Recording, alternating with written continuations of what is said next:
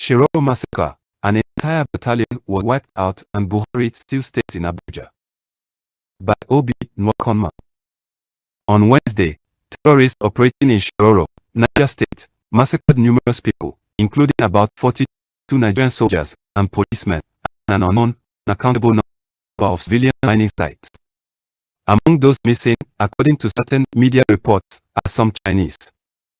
Just for context, the areas around the Shiroro Dam are where ISWAP fighters months ago mounted their flag, claiming them as their territory. The story of this attack seems to have very plainly justified the assertion of sovereign control over that part of Niger State, or any other part of Nigeria, where security reports indicate, to all intents and purposes, that the Nigerian authorities seem to have lost control. According to media reports, these attackers came heavily armed and started shooting in the Ajotobuki area where the mines are located. What they are mining with the Chinese, nobody knows. But the soldiers in the nearby town of Arena, not far from the scene of the massacre, were alerted and deployed. They fell into an ambush. In the firefight, about 32 soldiers were said to have lost their lives. Wrap your head around this figure, dear reader, and it will slowly sink in that what was destroyed is an entire battalion. How did this happen? What operational faux pas could have led to the wiping out of an entire Nigerian battalion inside Nigeria in a situation that is currently not even classified as a war situation? What is the nature of this conflict? Here is the most infuriating thing. The President of Nigeria and his aides continue to lie to Nigerians with little compunction and with little consequence. Why? Because Nigeria's National Assembly is a toothless bulldog. All its key members are complicit with the President in what is possibly unfolding as the largest, most complex conspiracy against the Federation of Nigeria. On Thursday, following the attack, the President's senior aide on public affairs, Deborah Shehu, said the following on behalf of the President: "We honor our security forces, and particularly those brave souls who have given their lives fighting against the evil that is terrorism. They constitute the best that Nigeria has to offer, and we remember each of them." Sadly, Nigeria's fight against terrorism continues. It is a battle that is taking its toll on all of us. But we shall not relent, nor shall we surrender. We say it again that we have reduced Boko Haram to a shell of its former self. But terrorists are parasites. They thrive when the world is suffering. This statement from the President's office sounds too much like tongue-in-cheek. It lacks sincerity. It is the repeat of the ineffectual hogwash that Mr. Buhari and his inner circle have been mouthing since 2015. All that bull about reducing Haram to a shell of its former self is false in all its material particular. Okay, you did not reduce or degrade Boko Haram, Mr. Buhari.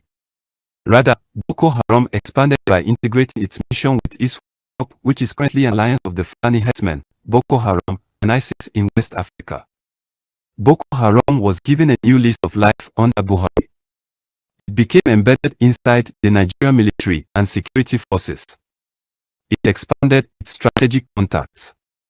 Many of its fighters were integrated into the armed forces of Nigeria and circulated through the various military formations across Nigeria, where they operate as sleeper cells, in some instances, and active cells, in other instances. Our security failures cannot be without explanation. Those who doubt me should go and look at what Buhari himself said about Boko Haram and the Jonathan campaign against them prior to 2015. The plot to change Nigeria politically is an ongoing game, and it is taking all kinds of shapes. There are whispers, in certain knowledgeable quarters, that insist that the current rapid degeneration of Nigeria's security is manufactured. That the current situation is designed and intended to secure leverage for key operators of the system. Nothing else can explain the sudden inability of the Nigerian armed forces to defend Nigeria. It has been deliberately, operationally compromised from the highest quarters. Imagine therefore that at the heights of this, the institution of the state is deliberately collapsed, and an extraneous force, like ISWAP, takes over the country and acquires the power to govern and execute consent. This is the power game. National security is at the very heart of this power game. When a country is under external and internal attack, it is in a situation of war. Nigeria is practically in a war situation given developments that currently confront her. The image Nigerians now see is that the Nigerian armed forces seem currently overwhelmed by the external aggression by an external force now called ISWAP, whose strategic goal is to occupy Nigeria and overthrow its national government and impose a strange Islamic rule called Sharia. Let me build a scenario that is likely to occur as we move through the election year 2023. As every Nigerian knows who follows the news, Mr. Muhammadu Buhari declared about 3 weeks ago that he was not in the business for a third term, which would be an illegal extension of the tenure of the presidency. The interesting part of this is not what the president said, but why. Why is he suddenly saying, in spite of the clear necessity of it, that he is not interested in a third term? Who asked him? What prompted him? As we have since come to see, everything Muhammadu Buhari says or does is coded in some layer of subterfuge. But here is the critical point. As the election season draws nearer and unfolds, we are going to see a rapid surge in these so-called terrorist attacks. They will heighten their campaigns across Nigeria, where many are already located and embedded in the military barracks. From now to February 2023, Nigeria is going to witness a high rate of external attacks, like what happened in Shiroro, by so-called ISWAP fighters, and internal, deadly attacks, kidnappings, violent sackings of communities, city lockdowns, etc., because of insecurity. A huge event in Abuja will trigger a massive national response. Because just as conflict is manufactured, so is consent.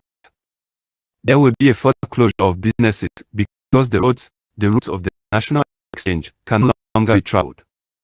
Increasingly, as they cut off Nigerians, and as it becomes increasingly difficult and unsafe to fly, the prospects will be lowered for the long political campaigns. The deliberate economic strangulation, aimed very strategically from the very beginning of Buhari's administration to equalize poverty, that is, pauperize and reduce every Nigerian irrespective of status to the same level of desperation, and therefore weaken them, would have achieved its strategic aim. Hunger, after all, is a strategic instrument of war. You may have all the naira or dollars in your pocket, but you may not see gas, fuel, or bread, or beans to buy, because there is no road to move them. You exist in radical confinement and fear. This is what is going on in Nigeria, and it will grow worse. Because the infrastructure of movement would have been reduced, there will be no political campaigns. The candidates will have a situation whereby the ability to travel up and down Nigeria would be reduced, lest they be kidnapped, assassinated, or disappeared on the campaign trail. Also, because of the scarcity of aviation fuel, which will close down many airlines, but as well as growing uncertainty about their travel, because if these terrorists can hijack a train, nothing says they cannot hijack and crash a plane in Nigeria. All this would come to a head around February 2023. I predict when it would all become clear that the federal government may not be in a position to conduct elections in Nigeria as a result of insecurity. By this point, Muhammadu Buhari would have assumed the guise of a disinterested and neutral party. Even if the parties and Nigerians manage to pressure him into conducting an election, the result will be so disputed and disreputable that it will snowball into a national security situation that a responsible government cannot ignore. It is on this basis, therefore, that Mr. Buhari and the National Assembly, under its current leadership, will trigger Article 3, Section 180 of the Constitution if the Federation is at war in which the territory of Nigeria is physically involved and the President considers that it is not practicable to hold elections. The National Assembly may be sick. Resolution extend the period of 4 years mentioned in subsection 2 of this section from time to time, but no such extension shall exceed a period of 6 months at any one time. This podcast was brought to you by BG Media.